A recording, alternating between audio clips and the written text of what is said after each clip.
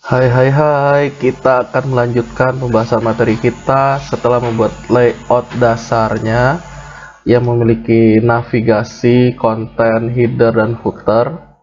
Kita akan melanjutkan mendesain menunya. Di sini pada menu atau navigasinya terdapat warna kuning gitu, dan jika ditunjuk warna biru. Nah, bagaimana untuk membuatnya di Photoshop? Pertama, aktifkan yang namanya rounded rectangle tool. Kemudian gambarlah. Nah, di sini ada sudut lengkungnya. Kita tentukan maunya. Ini step 1. Misalnya saat belum, satunya berarti saat sudah. Nah, kemudian kita mesti ngapain? Jika sudah pas ukurannya seperti ini, coba kita rasterize layer, klik kanan.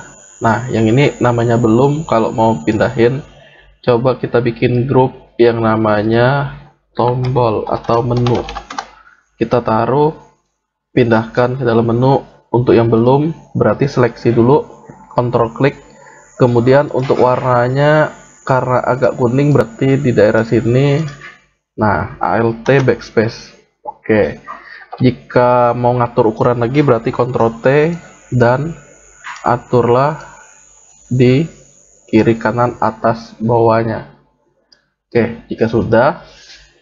Nah, posisinya misalnya di sini menu, ya berarti tulisannya kurang lebih ada di sini. Kita bisa pindahkan. Nah, kita buat satu lagi duplikat. Misalnya satunya namanya sudahnya tadi kalau nggak salah warna biru. Berarti jika ada jarak seperti ini, ya kurang lebih seperti itu, ditunjuk tadi warnanya biru, berarti kita mesti seleksi, kontrol klik lagi, ganti ke warna biru, kurang lebih biru yang seperti ini di Alt backspace. Nah, dua tombol ini akan kita cut atau di slicing kalau istilahnya di Photoshop. Nah, supaya support transparan gimana? Berarti kita harus menyembunyikan yang namanya untuk navigasi. Nah, berikutnya kita akan membahas bagaimana men-slicing desain atau memotong-motongnya. Kemudian akan melanjutkan save for web. Cara yang perlu dilakukan adalah sebelum lanjut kita simpan Ctrl S, kemudian aktifkan tool slicingnya, slicing tool di sini, slice tool. Nah, desainnya coba agak dibesarkan jendelanya. Kemudian header harusnya posisi di paling atas. Ya, header, footer, konten, udah bagian sini. Nah, kita slice.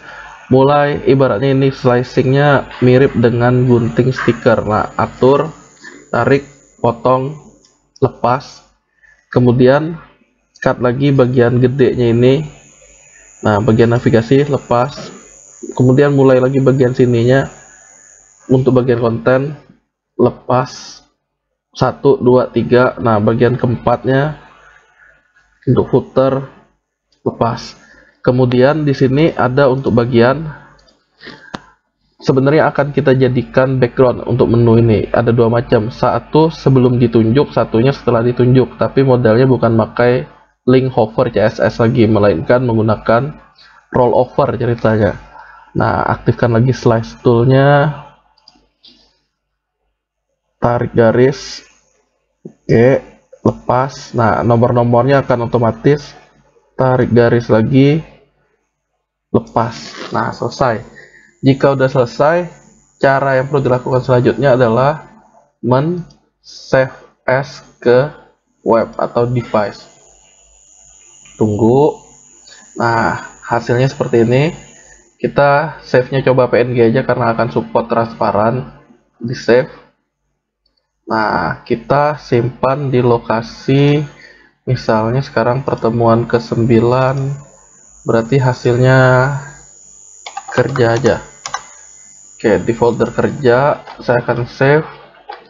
Oke, Tapi di sini jangan image only, melainkan HTML and image, sehingga kita memperoleh file index HTML sekaligus gambarnya.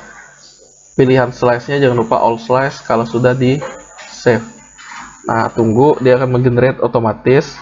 Di sini akan terdapat otomatis file index.html dan gambar dalam bentuk yang sudah dimutilasi atau terpotong seperti ini. Oke, bagaimana caranya menggunakan gambar-gambar ini? Di sini file index.html tinggal kita buka di browser. Nah, harusnya sudah langsung jadi hasil desain web yang kita buat tadi. Tinggal kita modifikasi. Contohnya, file index ini bisa kita buka. Nah, di sini ada tag table, berarti tag table-nya coba kita align center. Karena posisi sekarang kan di pinggir kiri. Kita akan coba refresh. Sekarang dia udah rata tengah. Nah, berikutnya gimana? Ya tinggal kita mengambil bagian-bagiannya ini. Sehingga, oh ada bagian untuk saat link menunjuk, oh saat ada link aktif. Atau bagian konten, atau bagian footer. Kita tinggal memakai yang seperti ini. Nah, selanjutnya, pada video selanjutnya akan dibahas bagaimana memodifikasi kode hasil save for web tersebut. Jadi ceritanya di Photoshop sementara ya selesai. Berikutnya kita ngapain? Menggunakan hasil desain ini akan kita rombak. Yaitu tetap kalau kalian lihat penggunaannya, nah tag-tagnya masih berupa table, tr, table, ya mirip dengan saat kita gunakan di pertemuan ketujuh, yaitu bahas tentang layout. Nah, saya akan membuka index.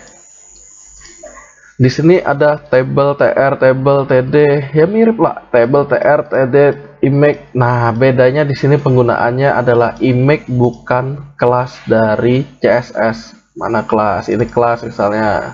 Nah, nanti ada kelas untuk header, sehingga warnanya diperoleh dari style CSS. Nah, untuk Photoshop kita sebenarnya bisa mendapatkan gambar langsung yang akan diubah menjadi background. Nah, tonton video selanjutnya untuk mengetahui caranya. Terima kasih.